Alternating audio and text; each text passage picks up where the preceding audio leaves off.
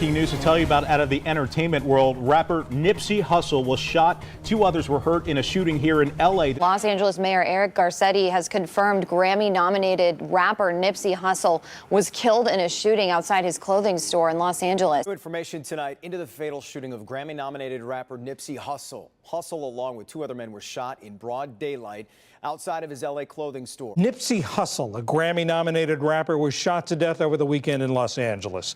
His death is being mourned not just because of the loss of a promising talent. It was also a blow to the African-American community in South L.A., where he had turned his life around dramatically and was working to improve opportunity for others.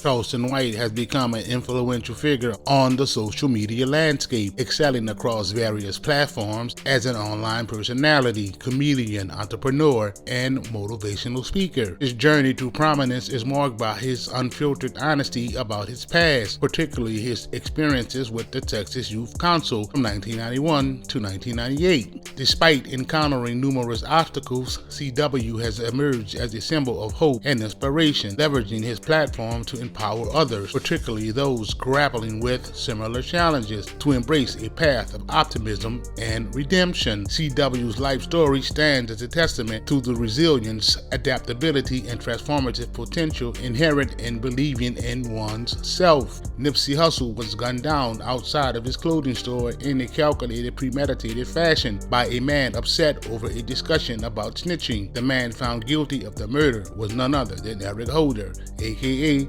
Shitty Cuz. Show you just how large this crowd is. It is getting bigger and bigger as the day goes on. People are walking up across Crenshaw, bringing flowers, balloons, anything they have to pay tribute to this man who, in many, many ways, was an icon in this community. This was not a chance encounter. We don't think that this was a sudden engagement. The individual, we are pursuing a number of investigative leads. We're looking at video evidence. We're looking to identify a vehicle. But no suspect in custody. When I asked LAPD Chief Michael Moore, was this a gang-related shooting? He didn't give a yes or no answer. I think the person who's responsible for this, people involved in this, they know who they are and they're watching this right now. And I'd ask them to surrender and turn themselves in. You think the shooter knew him? I believe so, yes. Chief, why would he be a target, though? Any idea? Our investigation will determine that. Whether this was, what drove this senseless act. Directly above the ever-growing memorial where Nipsey Hussle was killed are 3 security cameras pointing directly at the scene. Is this murder captured on video? Is he shooting on video? No more, nothing is out. Thank you, guys. And then he walked away. He wouldn't say yes or no if the 2 other men shot who were next to Hussle were his bodyguards, only that their wounds are not life-threatening. And he did say that the suspect left the scene in a car. This is a freeze frame of security camera video obtained by TMZ, which shows at least 2 people running from the scene. The chief wouldn't say if there were 2 suspects at large. What makes this especially tragic is last year it was the lowest number of homicides we've ever seen in South Los Angeles and the safest year that we've ever seen in the South Bureau. The mayor voicing his concern this morning over the alarming number of shootings and murders in Los Angeles this past week alone. 26 people were shot, 10 were killed, including Hussle, in the last 7 days. We're trying to understand the underlying motives and some to try to make sense of it. I don't know that we'll make sense of it. My brother was in prison. I was in jail less than 90 days. I was on a probation violation. In this interview with our Pat Harvey, the 33-year-old Grammy-nominated rapper made no secret that he was in a street gang as a teenager. Y'all want to be in my documentary, cuz? I mean, you know, it's on you, in his 2014 YouTube video, he went back to the very same area that he used to roam as a gang member, Crenshaw and Slauson to be specific, a block that he recently bought and was turning his life around and the life of many others. And then came Sunday, and now the question, who did it and why?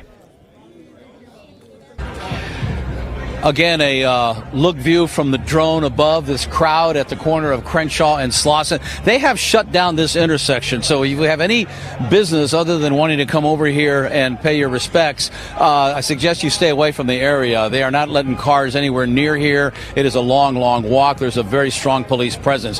Back now on the ground. Now, it's so ironic that Hussle was supposed to meet today with the chief and the president of the police commission, Mr. Steve Soboroff. That meeting was scheduled for 4 o'clock in the chief's office. The subject was how to curtail gang activity in South Los Angeles. Hussle wanted to do some good. That meeting was postponed because his family members want to attend, so that was put off for a couple of weeks. Again, tomorrow morning, the chief is supposed to address many issues. They are actively looking for whoever may have done this. Maybe he'll have an announcement, maybe not. But at 8:30, we should know more about where this investigation stands. Reporting now live from the Hyde Park area of Los Angeles, I'm Dave Lowe.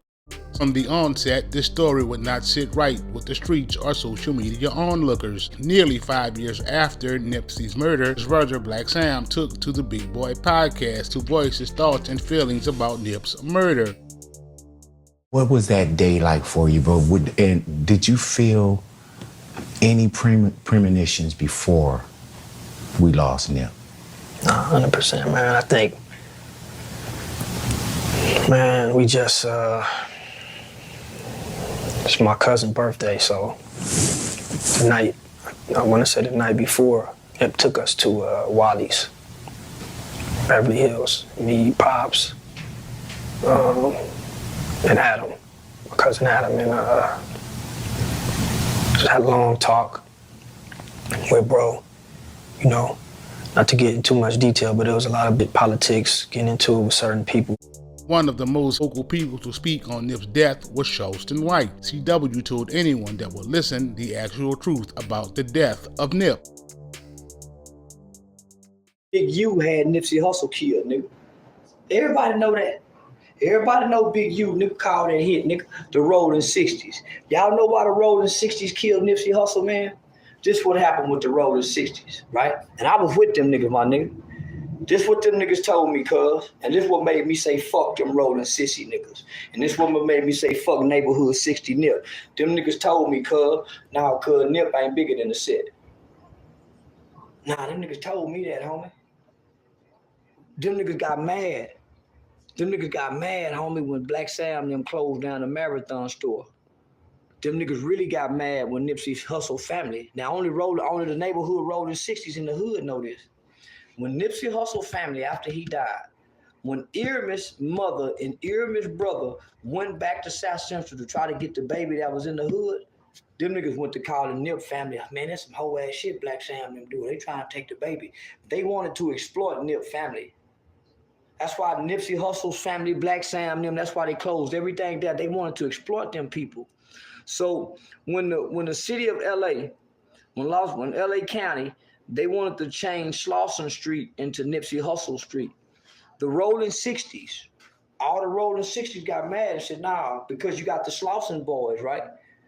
How you gonna change Slauson Street? That's what make the set, cuz. Nah, we ain't changing. So they was really jealous of Nipsey Hussle, homie. All the big homies in the set was jealous of Nip because all the young niggas love Nip. So Nip had got bigger than the set, cuz. Nip had connected Nip, nigga. Every Nip had got bigger than the set, cuz. Nip ain't big. Ain't nobody bigger than the set, cuz. Remember, nobody's bigger than the program. Nip got bigger than the program, so Nip got clipped because Nip became bigger than the program. So let me keep telling y'all the story. I'm fucking with them niggas. I'm fucking with Nip them, dog. How you think I went to the funeral? So when Nip died, nah, them niggas like, nah, cuz them niggas were planning on sending the Marathon shirts down here to me and everything. So them niggas said, nah, so you see in the video, cuz we coming to Texas, woo, woo, woo. When them niggas got clipped from the clothing store, them niggas thought they were going to be able to run the clothing store. So when they got clipped, nah, Nip ain't bigger than the set, cuz. So when them niggas told me that, nigga, what? I pulled back from them niggas. I was sending them niggas money. Yeah, I was fucking with them niggas real tough. Say, tell Melvin Farmer, I still got that receipt. I still got that receipt, Melvin. You remember that package I sent to the bookstore over there in South Central? I still got that receipt to show proof I sent you a package. Not surprising at all, this would all be years before the Black Sam interview with Big Boy. Immediately after the death of Nip, Charleston White can be found online voicing his disdain for Nipsey Hussle. Nipsey Hussle was soft. He had to pay for protection. I ain't got to pay for nothing but what I want. Say,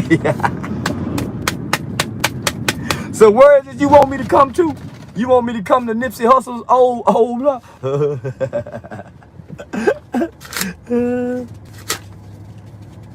Nipsey Hussle got children, have some respect. Man, fuck Nipsey Hussle children, nigga. I don't give a fuck about Nipsey Hussle children, nigga. Nipsey Hussle got children. What about the children that live in the neighborhoods where Nipsey Hussle and them was gang banging at?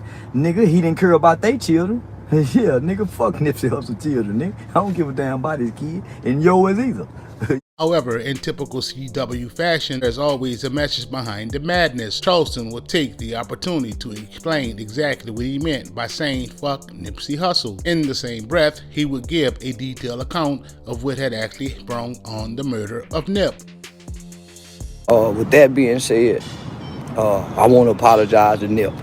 Yeah, to on behalf of all the Crips and the Rolling 60s and the Nipsey Hussle fans of the rapper, I'm sorry. I apologize. I apologize. And the reason I'm apologizing, because a Crip nigga came to me and told me, if you want me to say, we want me to hear you, nigga, and I want him to hear me. I want Crip Mac to hear me. So on behalf of Crip Mac and all the Crips and the Crip Nation and all the Nipsey Hussle fans, I apologize. I'm sorry. As of recent, the internet has been on fire with rumors of Big U's involvement in the death of Nip. Although Big U hasn't responded publicly to the allegations, word on the street is that CW can't step foot in LA or the surrounding areas. Even though Wack 100 and Loose Cannon would be credited for being the first to speak on this backdoor behavior, it was actually Charleston White who exposed the plot behind the murder of Nipsey Hussle.